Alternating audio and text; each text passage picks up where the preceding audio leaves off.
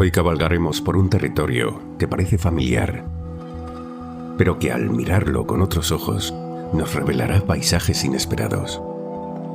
Hablaremos de un mito, de una figura que ha capturado la imaginación de generaciones, pero lo haremos desde una perspectiva que desafía la narrativa convencional. Hablaremos de Tarzán. Desde que Edgar Rice lo presentara al mundo en 1912, la historia de Tarzán se ha incrustado en nuestro imaginario colectivo. Un bebé, hijo de aristócratas británicos, queda huérfano en la vastedad inexpugnable de la selva africana. En lugar de perecer, es encontrado y adoptado por una manada de grandes simios, los Mangani. Crece entre ellos, aprende sus costumbres, sus gruñidos, la ley de la jungla. Se convierte en un ser de fuerza prodigiosa, agilidad felina y una conexión instintiva con la naturaleza. Esta es la historia que conocemos y amamos, la del rey de los monos, el hombre mono que dominaba su entorno salvaje, que es aceptado y finalmente venerado por las criaturas que lo criaron. La narrativa clásica nos presenta a un Tarzán que, a pesar de sus orígenes humanos, logra una integración casi perfecta.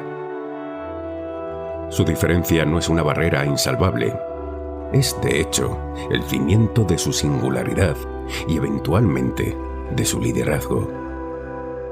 Él es el protector de su tribu adoptiva, el guardián de la selva, un héroe que encuentra su lugar y su propósito. Pero ¿y si esta no fuera la única historia posible? ¿Y si el camino hacia la integración no hubiera sido tan sencillo, tan idílico?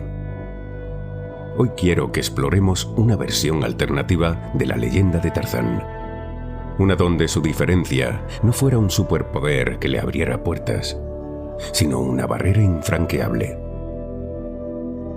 Imaginemos que desde el principio, ese pequeño ser sin pelo, con una mirada y unos gestos tan distintos, no fuera visto como un hijo adoptivo, sino como una anomalía.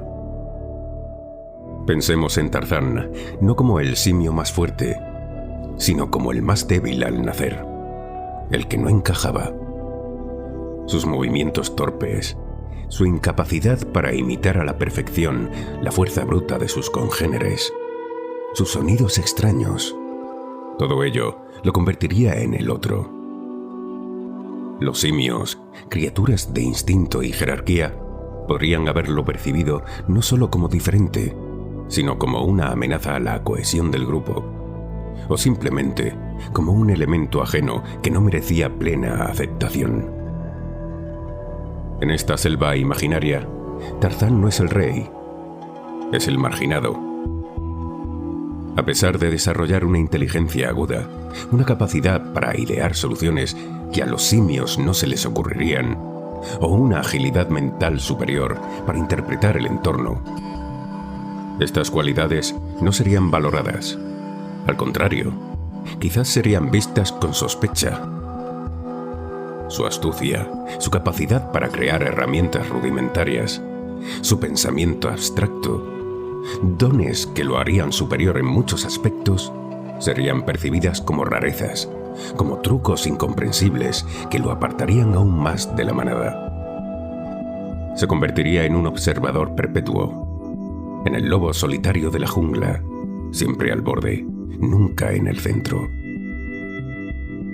Esta relectura nos invita a una reflexión profunda sobre la naturaleza de la aceptación. ¿Qué nos lleva a aceptar al otro? ¿Es la similitud lo único que nos tranquiliza? ¿O somos capaces de abrazar la diferencia, incluso cuando ésta se manifiesta como una capacidad o una perspectiva que excede la nuestra? A menudo, lo que es excepcional puede ser intimidante para lo establecido, para la norma.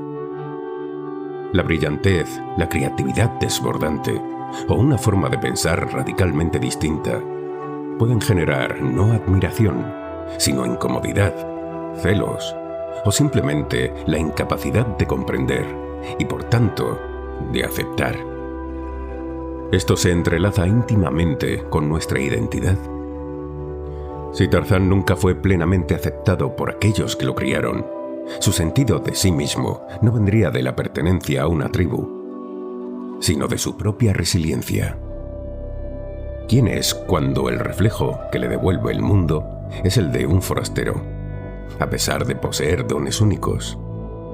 La identidad se construye entonces no sobre cimientos de la aprobación grupal, sino sobre la roca sólida de la autodefinición. Es un camino solitario, pero que puede forjar una fortaleza interna inquebrantable. Y aquí reside la dolorosa realidad de la exclusión. No es solo no ser invitado, es ser invisibilizado, subestimado, o peor aún, apartado por cualidades que en otro contexto serían valoradas. La exclusión por ser demasiado algo, demasiado perceptivo, demasiado rápido en el pensamiento, demasiado diferente en la forma de sentir el mundo, es una herida invisible. Puede generar una profunda sensación de soledad, una brecha entre la riqueza del mundo interior y la aridez de la conexión externa. Sin embargo, en esta historia de exclusión, también encontramos una lección poderosa. El Tarzán marginado, el que nunca fue el rey de su manada adoptiva, es forzado a depender de sí mismo.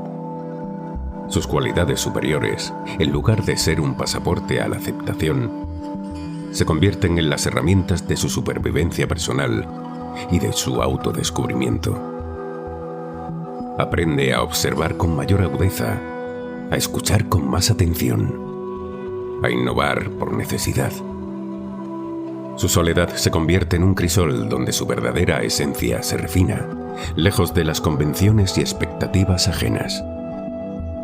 Nos enseña que la valía no se mide por la aceptación masiva, que la verdadera fuerza radica en abrazar nuestra singularidad, en reconocer y cultivar nuestros propios dones, incluso si el mundo que nos rodea no siempre está preparado para comprenderlos o celebrarlos. El Tarzán excluido no es menos Tarzán, quizás es, en cierto modo, más auténtico, más resiliente, más puramente él mismo, al haber tenido que forjar su propio camino, sin la brida de la conformidad. En esta reflexión sobre Tarzán, el marginado con dones superiores, encontramos un eco de tantas vidas que han tenido que navegar la incomprensión de su entorno. Se trata de una lección sobre la búsqueda de la aceptación, la forja de la identidad y la fortaleza que nace, paradójicamente, de la exclusión.